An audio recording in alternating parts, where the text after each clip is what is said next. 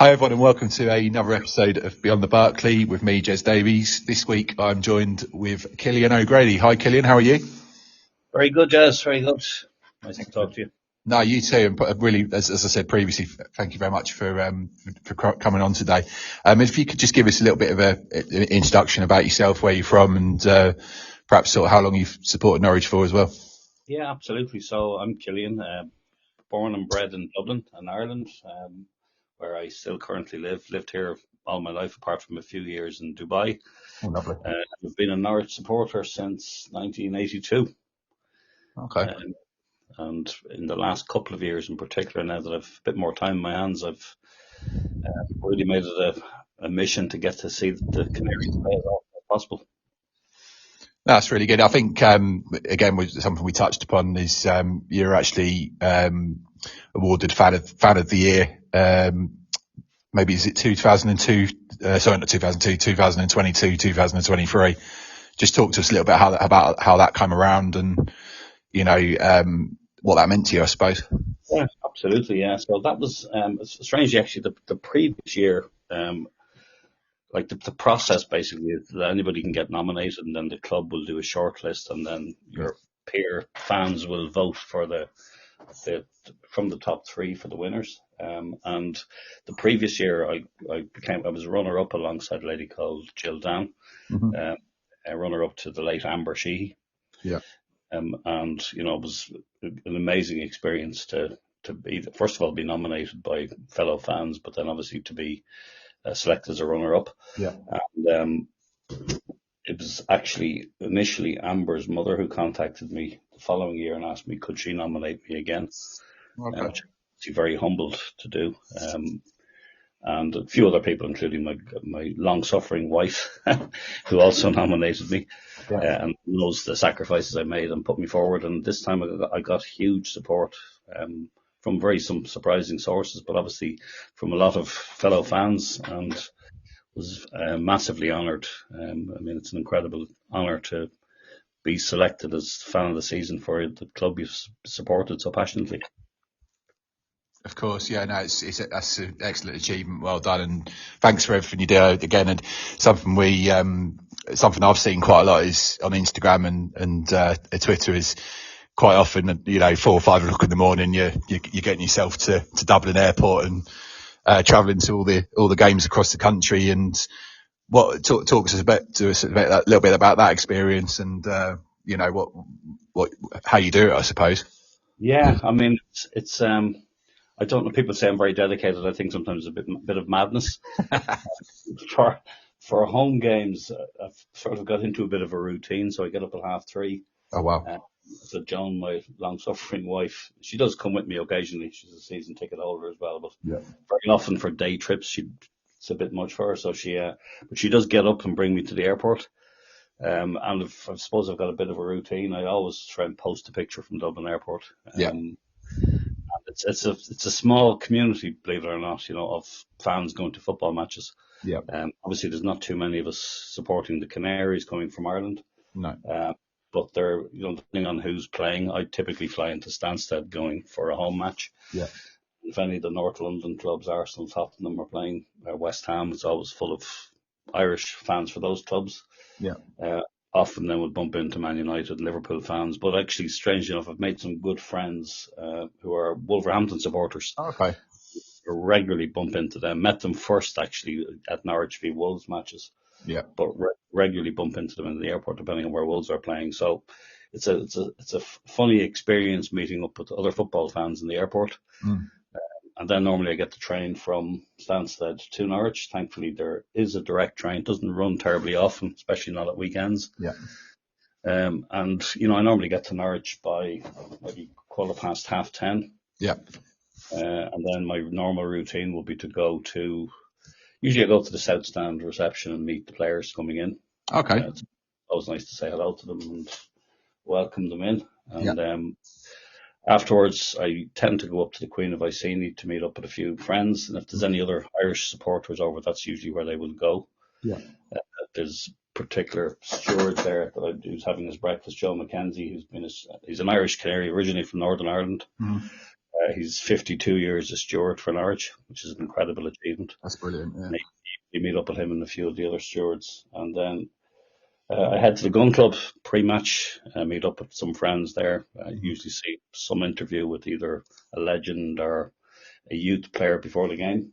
Yeah. And then head into the stadium, usually just before, maybe half an hour, 45 minutes before kickoff.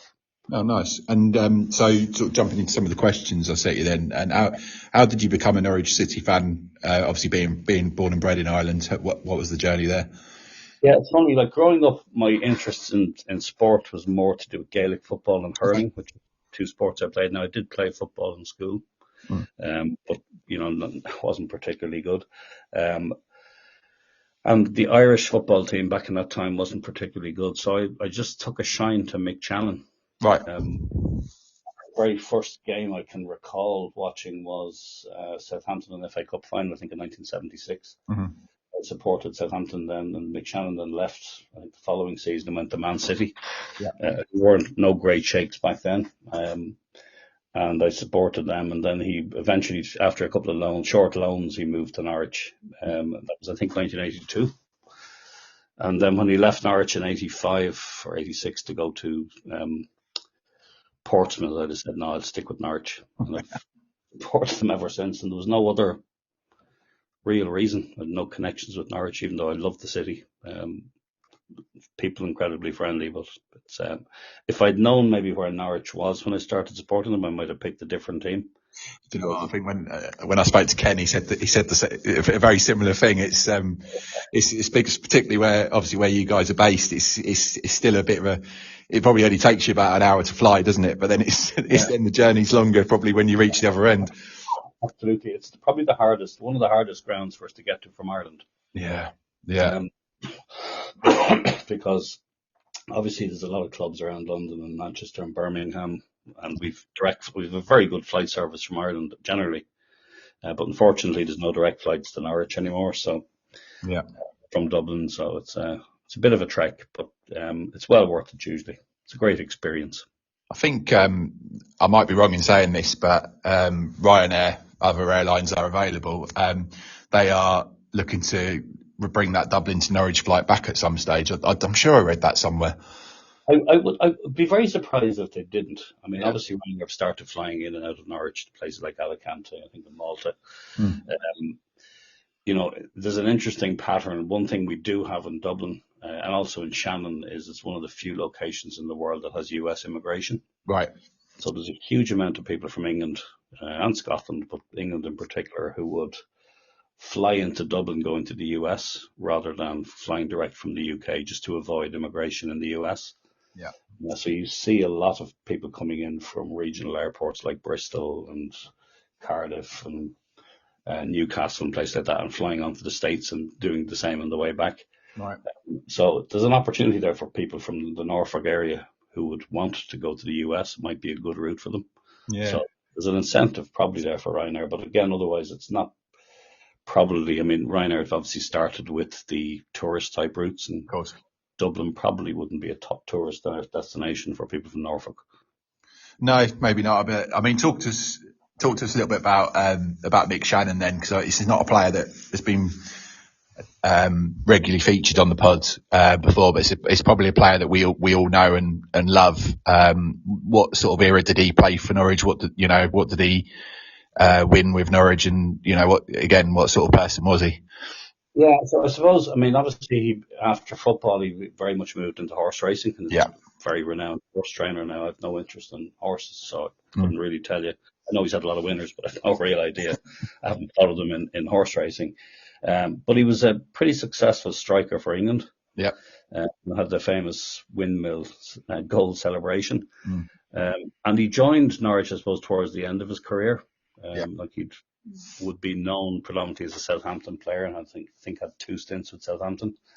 But the only thing he ever won in English football prior to that was the 1976 FA Cup final. He won a medal with Southampton.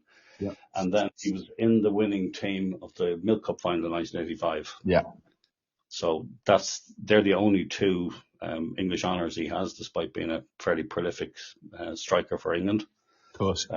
So even though his tenure, I think, was only 3 years with Norwich, he does have a Milk Cup medal and trophy under his belt, as it were. That would be, I mean, I'm 38, so I was born in 1986, so I don't remember the Milk Cup final, but I see highlights of it. I could probably name you about 4 or 5 of the players that played in that game, and Mick Shannon would be one that, certainly my parents talked about quite a lot, about a player that they loved and loved watching. And as you say, it was probably our most recent cup success, I suppose.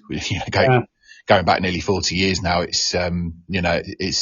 is a badge of honour for players like Mick and, the likes of like Chris Woods and stuff that can look back at that and go, well, we were part of that team. No, absolutely. And I mean, there's not many teams that win that cup, full stop. No. I know it's maybe not seen as prestigious as other trophies, but, it was a great achievement to win it. And, that's obviously something that, like, he seemed to be, I've never met the man, but he seemed to be a real character. Yeah. And, as well, any of the older fans I've talked to seem to have stories about him and really enjoyed watching him play. So. Yeah, no, brilliant. That's good to hear. So we've talked about it a little bit already, but talk to us a little bit more about how did it feel to be named that Norwich City Fan of the Year?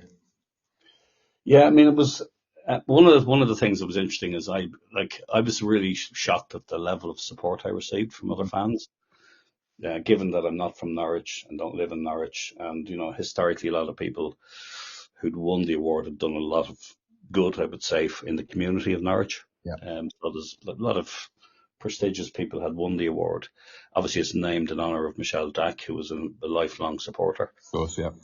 And so, I mean, it was a very, very humbling experience to win it. I was a little bit surprised. Yeah. But I mean, I feel like a celebrity sometimes in Norwich, to be honest with the amount of people who recognise me. And it's lovely for people to come up and like I often be asked for photographs and selfies, and I'm a bit embarrassed about that, to be honest. I'm just a fan who loves watching the team. Of course. I was, I suppose, also honoured that I was elected, and I put myself forward for this. On the inaugural supporters panel, I was elected as a member of that. Oh, excellent. Served 3 years on that panel, and that sort of coincided with the time that I won the award. Fantastic. So that gave me a lot of exposure to the non-footballing side of the club. Yeah. And I got to meet a lot of the people who run the club and work in the club. And, that helped me stay very close to the club and understand the challenges that other fans had. So I felt I was a strong advocate for the various causes fans would have. Yeah. I've considered myself very lucky and privileged to be able to go and watch the team play. So many people who can't. Yeah. I never take that for granted. And for me, I know we've had some bad experiences and bad times and bad results, but to me, it's no matter what the result is, it's an amazing experience to go and watch Norwich play. What do you think about the current setup there at the moment then, in terms of the, perhaps not necessarily behind the scenes, because we all know what a good job all of our departments do, but what do you think about on the pitch at the moment? Yeah, I think we've underperformed a little bit this season. Given, I honestly think, and I know the joke is that we play on grass, not on paper, but on paper, it's an incredibly strong squad. I don't think there's many squads in the league that are any better. No. We've got some really decent players in there. And I think that there's always been an element of the team being a confidence team. Yeah. And I do wish at times that the fans would get behind them a little bit more. Yeah, special. Because, there's a lot of young players there. And I think, there's pros and cons of social media, but sometimes I cringe at the abuse some of the players get. Yeah. And in a lot of cases by grown men like me, who've got children and grandchildren of a similar age to some of these players. And if they thought their children were getting that sort of abuse, I'm not sure they'd be so happy. No. So I'd love to see fans, just think about that a little bit. No player goes out there to make a mess of things. No. Or not to make their best effort, and people have off days. So I do think we've got a good squad. I think we'll have a pretty decent season. I think the next 2 league matches are pretty critical. Yeah. I think that'll be the real measure of us, because I think we've struggled a little bit this season, especially away. I don't think we've been particularly good. I think we've been lucky a few times when we have won. I think at home we've been a little bit unlucky on a few occasions. There's a couple of results, particularly draws we've got where I think we could have won. Yeah. So I really think it'll be like, I think we made heavy work of the last few games, even though the results did go our way. Mm-hmm. Like since Christmas, I just think the results that we got some great points, but maybe that's just the measure of a team that's starting to come good. Yeah. Obviously last week was very exciting towards the end, but I mean, for 90 minutes it wasn't that exciting, in fairness.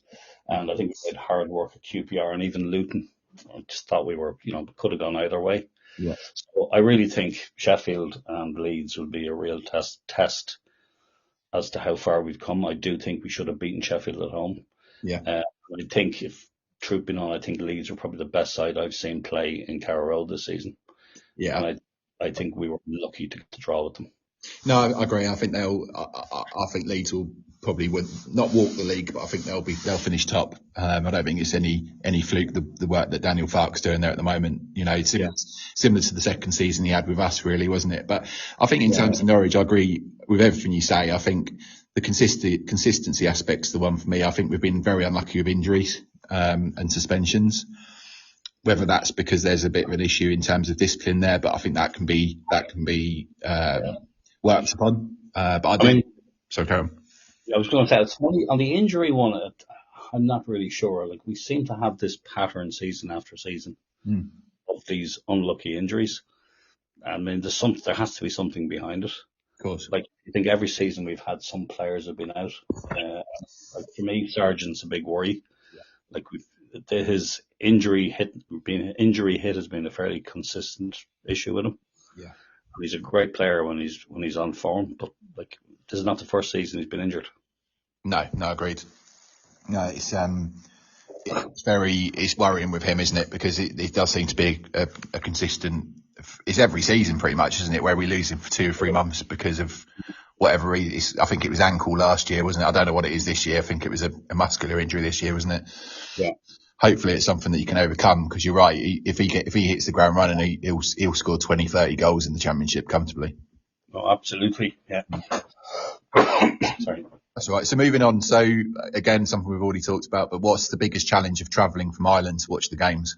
At Carrow Road, and obviously the away games you attend as well. Yeah, the home games, I mean, it probably is the train and the reliability of the train service. Like last week, for example, and again this week, there's no train between Stansted and Cambridge. It's a bus service, rail replacement. Right. And like, my flight, for example, is due in at 10 to 8. If it comes in early, I can probably make an 8 o'clock bus. If it doesn't, I'm waiting around Stansted for an hour. Right. For a 9 o'clock bus. That gets quite frustrating, and there's been quite a few times this season where I've had to get 3 and 4 trains, even though officially there's supposed to be a direct train. Yeah. The flights themselves have been very smooth. Like, I'm very used to Dublin and Stansted airports. Yeah. Most of the away games are pretty easy to get to, and probably easier than Carrow Road. Yeah. So, like, there's direct flights into Birmingham where I can get to places like Coventry, Leicester, West Brom, Wolves, Birmingham City very easily. Yeah. Manchester then is pretty handy with the train service for places like Blackburn, Burnley, Preston. So there's nowhere really, even some of the horrendous trips for home fans in Norwich, places like Plymouth, I can fly to Exeter, Cardiff, there's direct flights to Cardiff, Bristol, Swansea. Like, they're not that difficult for me to get to. I suppose Luton was easy the other week, wasn't it? It was handy, yeah. And I actually stayed over. Myself and my wife spent the New Year in Norwich, so we got the bus up from Carrow Road. Yeah, I see you did. It's called Club Cabbage, affectionately, isn't it? I believe. Yeah. So you did. Yeah. Fine service. I mean, I've only used it a few times. I've used it once going to Hull when there was a rail strike and there was no other way of getting to Hull. And myself and my wife went to Millwall. It was last year, I think. Yeah. She was a bit nervous about going to Millwall and the other way, so. Yeah, Millwall's it's funny, isn't it? Because I've been to Millwall twice in previous years, and I was the same going into it. I was thinking, this is a bit shady, but actually, it's not one of the ones I ever felt at risk at, really, to be honest. I always think that they've got a bit of a reputation, but the New Den itself is actually not a bad ground nowadays, is it? No, it's great. It's very easy to get in and out of. Yeah. There are definitely worse grounds to have to battle your way to. No, definitely. I think that's 100%. And in terms of I don't know whether you've gone to this level, but have you ever been to watch any of the pre-season friendlies that we've done in Germany or anything like that? I haven't done any of the European ones. I did the weekend in Scotland when we played up there. Was it 2 years ago? Yeah. And this season I went to Northampton, and last season I went to Kings Lynn. So I did a few of the pre-season friendly, but I didn't get any of the German or Austrian ones. Right. Yeah. Again, you may be lucky. I think we did previously. We've been to Ireland, haven't we? So maybe that were many years ago. Yeah. No, I think, to be honest with you, people ask me about the international matches, and the international break. As much as I love going to see an Irish play, I actually enjoy the break away from football. Of course. Yeah. So if I can avoid going to matches during the summer, I will. And I never go and watch the Irish international team play. Right. It's funny, I used to joke with Adam Eade and Andrew Obama Daly. They'd be saying, "Are you coming to the game next week?" And I'd be going, "No." I said, "I come to see you here every week. I'm not going to see you in Dublin as well." Yes, just enough to see him in the Norwich shirt, I suppose. Bless him. So moving on then. So question 4, do you have any pre-match rituals or traditions when making the journey? A couple of things. I said I do usually take a picture in Dublin Airport. Yeah. Every trip. I always bring my Irish flag with me, which is signed by all the recent Irish players who've played for Norwich. Brilliant. And often wear that. And again, that's how a lot of people would recognise me, especially at away games. And so other than what I've described, there's nothing really. It is very much a routine.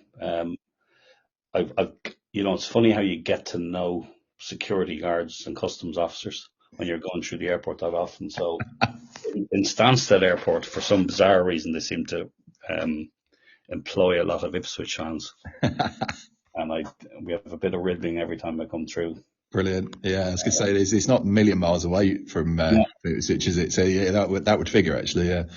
And then there's I have sometimes on Twitter a bit of banter with Dublin Airport themselves. Actually, at one stage last year, they selected me as their passenger of the month, which was again a nice award, but it was a bit surprising. So they caught me one morning in the airport on the way to a match.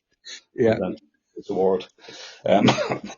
But they'd often joke with me on Twitter about, I remember once, I think it was coming back from Bristol. Yeah, we'd won a match against Bristol City, and I think it was the first win in a while. Right. And they sent me a message just reminding me that I didn't have to declare the 3 points to customs. But there's a particular customs officer in Dublin who regularly stops me to have a chat. He's a Liverpool fan. Yeah.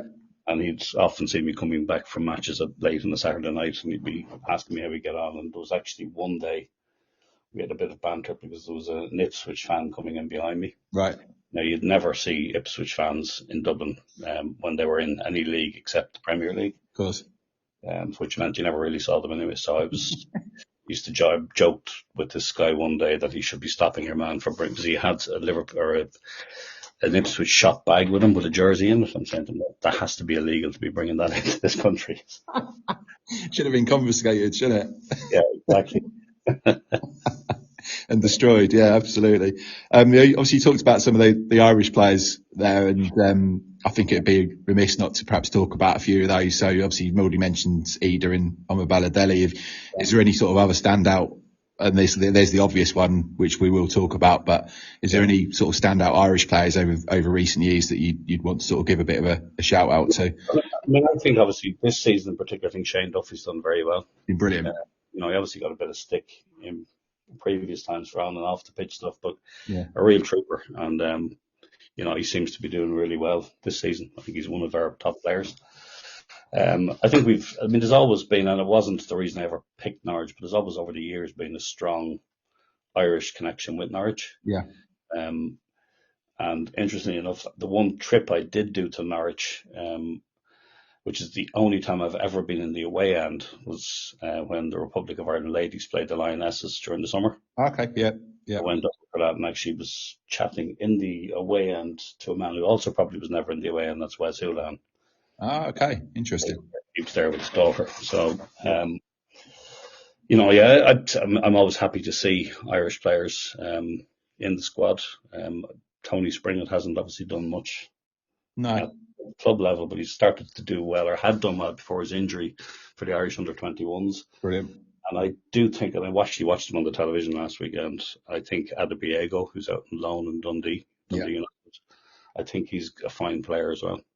Yeah, I think he'll be there or thereabouts next season. When I watched Celtic versus Dundee last night, well, a bit of that game last night, and he didn't look out of place at all, up against a very good Celtic side. Yeah. I think all of those ones you mentioned, I think Houlihan's probably my best, if not the best, one of my best players to ever play for Norwich. He's just phenomenal talent for us, wasn't he? I think there was a goal against, I want to say it's Scunthorpe, but I don't think it was, where he sat down about 3 or 4 players before casually putting it into the bottom left. There was magic about him. It's a pity he didn't get a better chance in the international setup. Yeah, agreed. But I think that's again what me and Ken talked about was Trapattoni, and he didn't necessarily like that type of player, did he? And exactly. So, Karen, you still there? I am. Yeah. Sorry, it cut out there. I think that's how how it probably didn't happen for him as much with Ireland. But yeah, I think a player I always remember when I was growing up was Keith O'Neill as well. Great player, yeah. Yeah, I think he would have been, again, someone that probably was hit by injuries. But yeah, shame. But so moving on to question 5, how would you describe the atmosphere at Carrow Road compared to some of the other grounds you visited? It's a bit mixed, to be honest. I think there are times when it can be very quiet.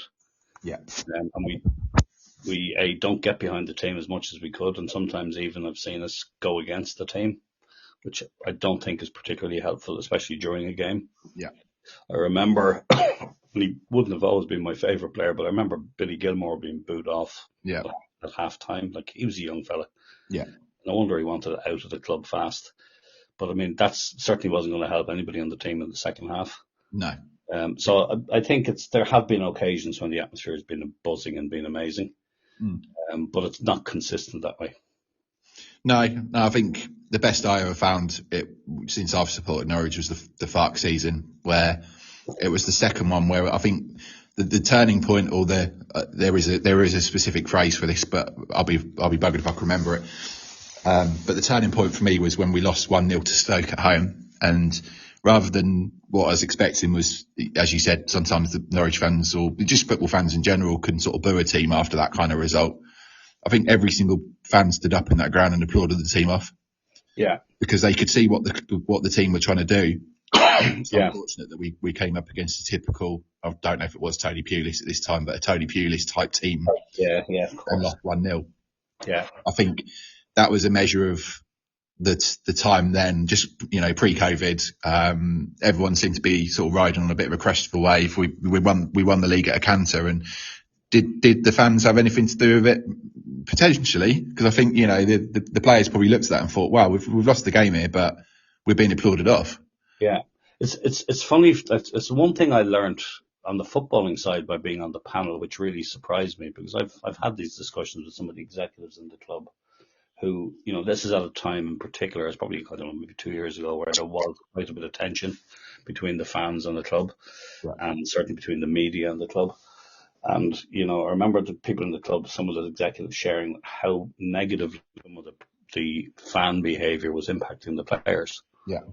Sort of thinking to myself, well, geez, they're paid a fortune. Like, this is their job. Surely they can do it. But actually then thinking about it a bit more and realising that, that these are young men playing. Yeah. And that a lot of them do lack confidence. They're young. You forget how young some of them are.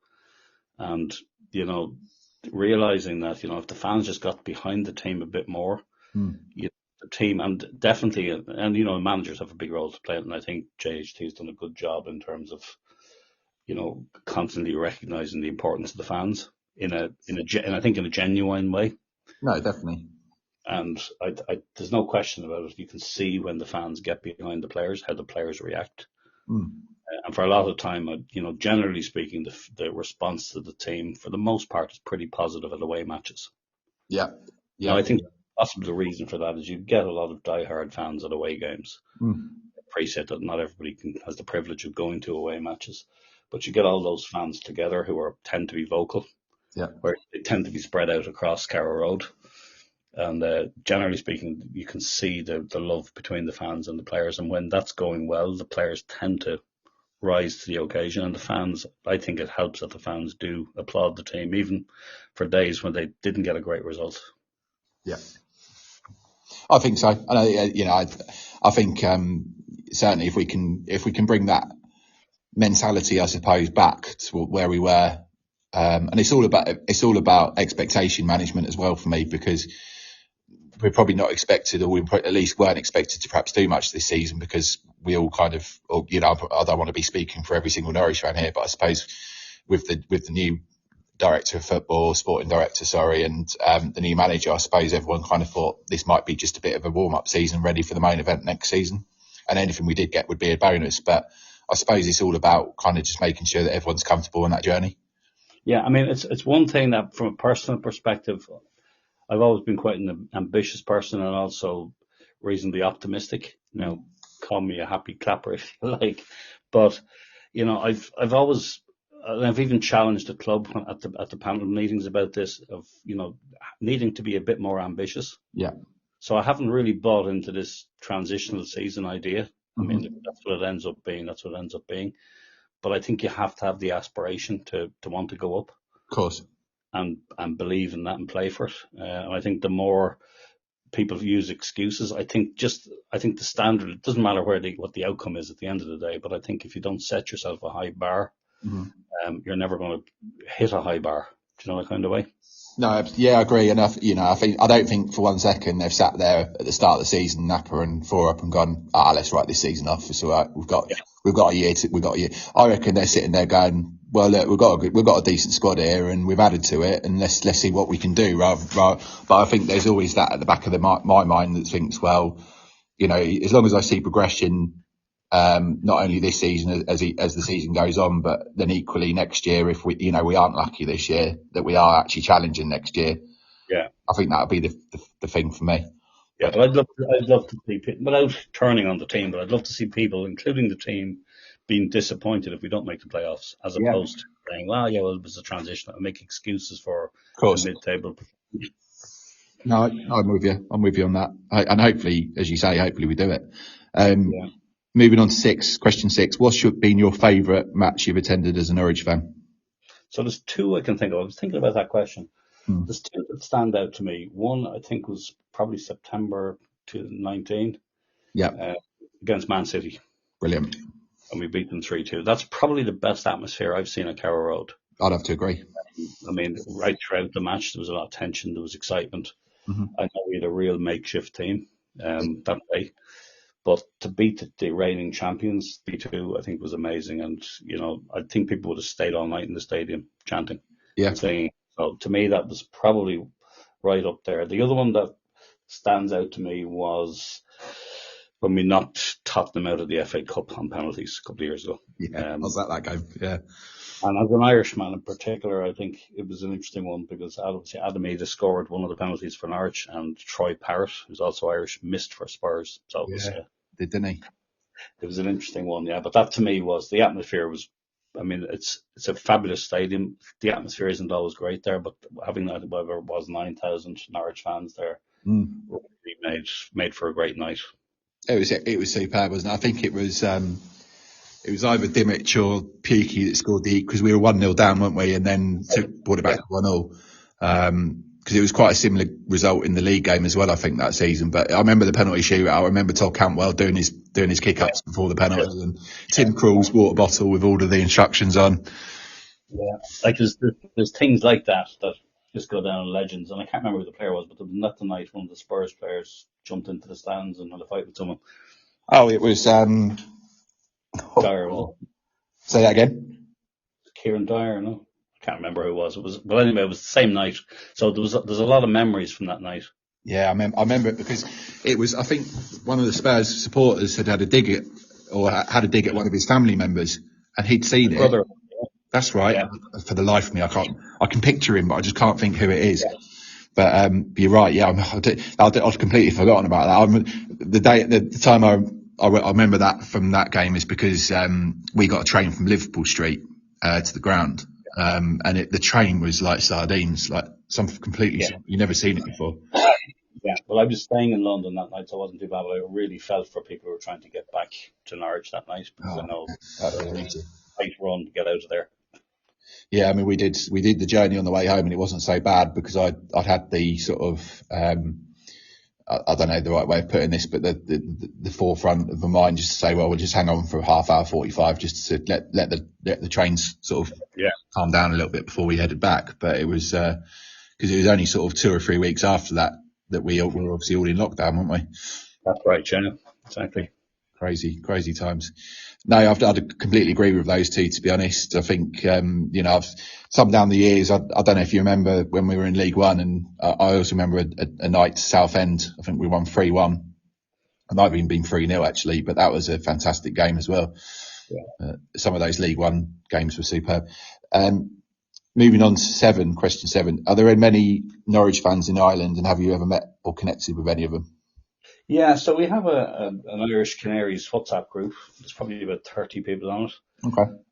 It's a real mix. Most of them will have some connection with Norwich. They're either from Norwich and living in Ireland now, or their relatives in Norwich. There's a few like myself who just happen, like Ken, for example, who just happened to end up supporting Norwich for bizarre reasons. And, they're spread all over the country, probably 30 to 40. There's probably more. Yeah. Again, there's a lot of competition for fans in Ireland because of the connection with a lot of English. Most Irish people will support some English team. So, but I do meet, like, obviously not many have the privilege of getting over as often as I do, but I try and meet up with any of the Irish fans who are coming over for matches. Yeah. Oh, it's brilliant. I think the last time a big group of us were over, I think it was for a Bristol match, Bristol City away. And I remember, I think it was in the cricket club before the match, there was about 12 or 13 Irish Canaries together. It was a good day out. No, that's really good. I think, these supporters groups, I think play a vital part. I remember speaking to a guy called Rob Ward, a few months ago, and he was part of I think they were called the Southwest Canaries. And he was talking about how it's effectively changed his life because of, he'd had some personal issues to deal with, and it almost seemed like that, but actually the Southwest Canaries kind of brought him in and, were really good to him, and he liked that aspect of, being all part of one sort of collective of supporting a football team. It's incredible. I'm also on a WhatsApp group for the Midlands Canaries for some strange reason. But I know quite actually the Southwest Canaries, Steve Martin, I think, was one of the founders of that. He now lives in Liverpool area. But I've met up with him and his pals at a good few games. And we especially have good fun when we go play Middlesbrough away. Yeah. And the Northeast Canaries as well, great bunch. So, it's, and obviously I've been a couple of times to meet the Capital Canaries. So these groups are fantastic. I'm also on a global WhatsApp group for Global Canaries from people from Australia, the US, Finland, Germany, Italy, So fantastic. You'll have to share this episode to all of those groups, and anyone that would like to come on for those groups, we're always more than welcome. So no, it's really good. And then how do you stay connected to the club and the fan community when you're back home then?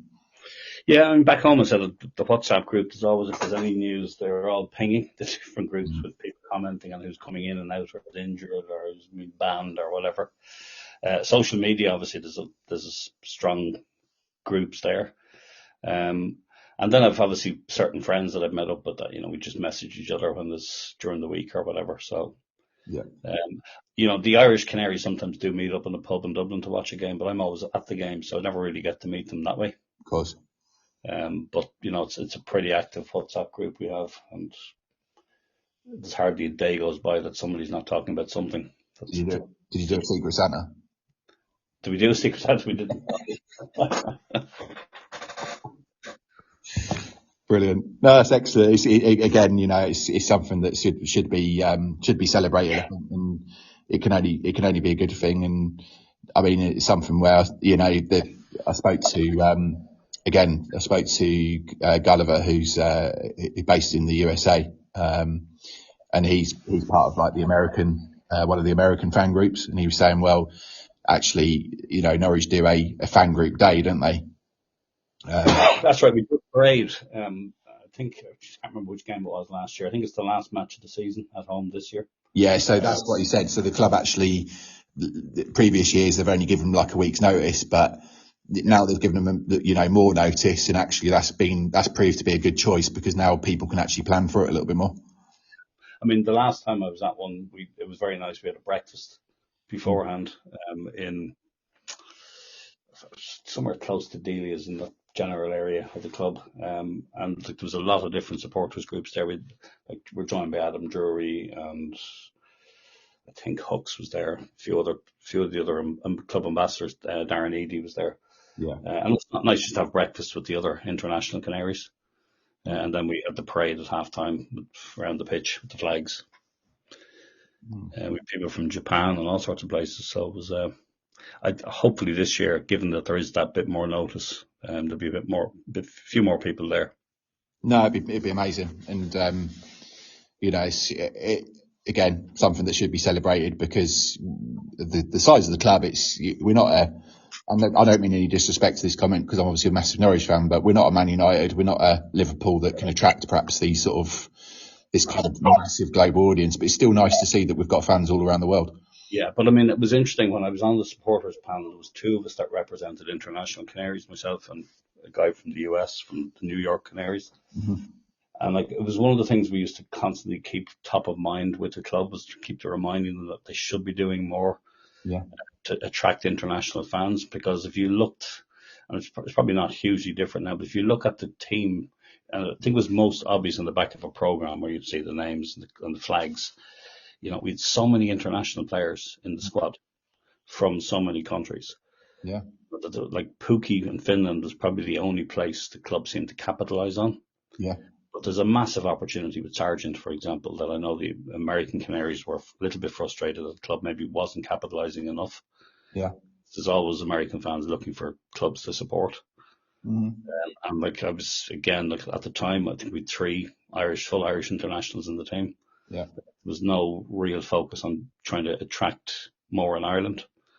So I think that's an area that certainly I was pushing more on the commercial side of the team, of the club, to try and just think a bit more broadly. And yes, it's very important that Norwich is a community club and does all the great work it does for the community in Norfolk. But there is an opportunity there to get more interest across the world. Oh, absolutely. And, I think it can go, they can do both. I mean, the club is, you're right, they're renowned for the community projects, and it's something we discussed lots of times on this podcast, and how they, the Nest, which I'm sure you've probably been to because it's relatively close to the airport, and things like that, the Carrow Park as well. The club are renowned for that and are quite rightly rewarded for it. But you're right, the amount of fans we've got around the world, and you talk about players, look at the man in the moment, Amankwa Forson, Ghana, how many, can we attract fans from Ghana or Africa? Absolutely, yeah. No reason why not. No, I completely agree. And moving on, what's one moment as a Norwich fan that you'll never forget? I mean, I have to say, walking onto the pitch to be presented with fan of the season is probably certainly up there, isn't it? Yeah, certainly. I mean, that whole day was amazing. Because the club was sponsored by Lotus at the time, I was brought by Darren Eady actually out in a Lotus out to Park Farm where the team were going before the match to welcome them. Yeah. And then was brought on a tour of Colony, which I'd done previously with the panel, but again, an incredible facility. Yeah. But it was to go out there with my family and done a nice meal in one of the lounges before the match, and then obviously to be presented on the pitch. Like, that's a day I certainly won't forget.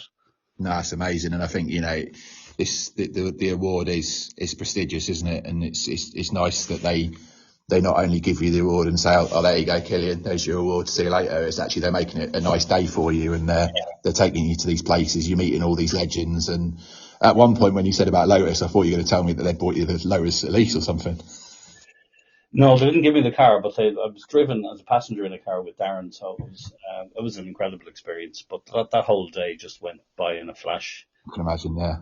But like the photographs, I got presented with a beautiful signed jersey, and a nice trophy. So it's that, even though, and I can't remember the result, but I know we were beaten by Swansea that day, which was obviously didn't really put the icing on the day, but that can't take away from that experience. No, it's really good. And it's superb. And then just finally so if you could bring one element of Irish football culture to Carrow Road, what would it be? That's a great question. I mean, as I said, I've never been into football in Ireland, but obviously Gaelic football growing up. And I suppose the one thing that, and again, it's probably never going to happen or never be possible, but the one thing I think that's different with Gaelic football or hurling, which are two national sports, is that the fans are mixed in the stadium. Right. Now, I can't imagine Man United fans in the Cop, for example, in Anfield, or Ipswich fans in the Barclay. But, I've noticed, for example, on some of the away days, there's a couple of clubs that have mixed pubs for fans. Yeah. And there, to me, are the most memorable away days, like places like the cricket club in Burnley, the Ryan in West Brom. There's a Catholic club in Deepdale for Preston. Where the fans can mix openly before a game or during a game. I think that, the camaraderie that's built, even though, for the 90 minutes there's a lot of competition and, banter. I think people, I admire anybody who supports their team. It doesn't matter what the team is. Yeah. They have a passion for it. And I just wish, and I know that I can see the reasons why not, but I just wish, like in Gaelic football, a bit like rugby, fans mix openly. Mm-hmm. If you go to somewhere like Twickenham for Ireland and England, like the fans will sit together. Yeah. I'd love to see that in a football stadium. Probably won't happen in my lifetime, but it's, that to me would be is something that we certainly do have in Ireland, even though there's massive rivalry in Gaelic football. Yeah.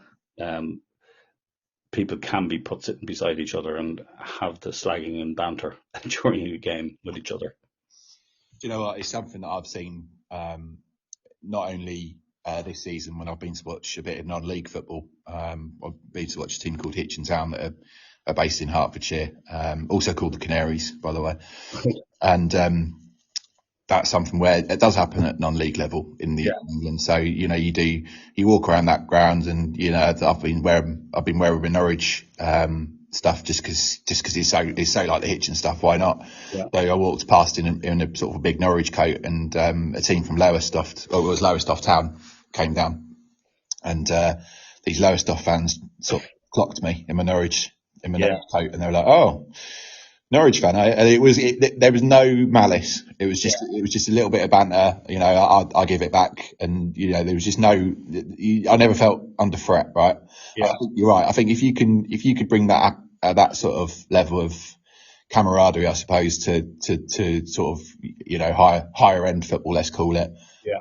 Similarly, I don't know if you've ever been to any games in Germany, but I've been to watch Dortmund a few times, and prior to the games in Dortmund, there's a tennis club. Yeah. It's not home fans only. Anyone can walk in. Yeah. So certainly I agree with you in that sense. Well, I mean, like last season, and it was the day before the FA Cup match against Liverpool in Anfield. Yeah. We played an under-21 match against Manchester United in Old Trafford, and I went to that game. Mm-hmm. And obviously it wasn't a big crowd, but we were all in the one stand, United and Norwich fans. Yeah. And obviously it's an under-21s match, but to me, it's a beautiful experience to be able to sit with rival fans and know there's any trouble or, but you can still cheer on your team. Yeah. Now, I think it happens a lot in ladies football as well, doesn't it? I think, certainly there is that segregation, but equally I've been to a few ladies games where fans are, it's great. It's the way it should be. And I think it's just trying to translate that into, you're right. It's just trying to translate that into football and how it could be achieved, I suppose. Yeah. But we'll see. And in terms of sort of Gaelic football, do you follow any specific team in Ireland? Yeah, I mean, Dublin would be my local team. There's a lot of county rivalries in Gaelic football, so yeah, I would support the Dubs. Yeah. Now, again, I don't go to see them very often. I used to growing up. I used to spend a lot of time going to those matches. Yeah. But I'd certainly watch the All Ireland final, and Dublin's probably one of the better teams. How many people go and watch the All Ireland final? The All Ireland final is in Croke Park, which has a capacity of 84,000. Wow. And it's an amateur game. Mm-hmm. Like none of the players are paid; they're not professional. But if you want to look at the fitness levels and the skill that they have is incredible. Yeah, yeah, no, and a lot of top football players in England had started their careers in playing Gaelic football. Seamus Coleman being one of them, right? Seamus Coleman being one. Probably the most famous, I would say, is Kevin Moran, who played for Man United. Yeah. He played in an All Ireland final for Dublin. Oh wow. He played Gaelic football at the top level. Yeah. Niall Quinn was also a pretty good Gaelic player. I remember Niall Quinn when he was at Sunderland and Man City. Yeah, he was a great striker, wasn't he? He scored some great goals. Part of was he not part of the '94 World Cup squad? He was, yeah. Yeah. Fantastic. Cillian, thank you so much for coming on. It's been an absolute pleasure. Likewise, Jan. It's nice talking to you. And is there anyone you'd want to sort of mention before we finished? Yeah, I just shout out, as I mentioned them earlier at the start, Joe McKenzie, who's a member of the Irish Canaries, 52 years steward. Yeah. In Norwich City is an incredible service to the club. Yeah, great. And it's great to see him going strong and still turning up to help out every week. No, it's really good. And no, fantastic. And as I said, I'll make sure I tag the Irish Canaries in this, but please feel free to share it amongst all of your other various WhatsApp groups. It will be an absolute pleasure to have anyone on from any of the other supporter groups. But and you're off to Brighton this weekend? Yeah, I think so. I haven't 100% decided. It depends on the weather. I have my ticket ready, so yeah, I probably will. Yeah. Good. All right. Well, I hope you have a good time. If you're confident enough to give us a score prediction. I think we will win 1-0. Yeah, I mean, FA Cup is the beauty of the FA Cup, isn't it? Any sort of result can happen. You know, Maidstone United a few years ago, how well they did. So I don't think we should certainly be whatever the phrase is about Brighton. To be honest, I think we've got every chance. So they've got a lot of injury problems as well. That's the beauty of the FA Cup. Anybody can win on the day. Yeah, absolutely. I went with a 2-2 draw, and us winning on penalties was my prediction. So, well, I hope there's no penalties because I definitely would miss those because I'd have to be headed back for my flight. You have to stay overnight then, get 1 a.m. Exactly. Cillian, thanks once again. Just for everyone else listening.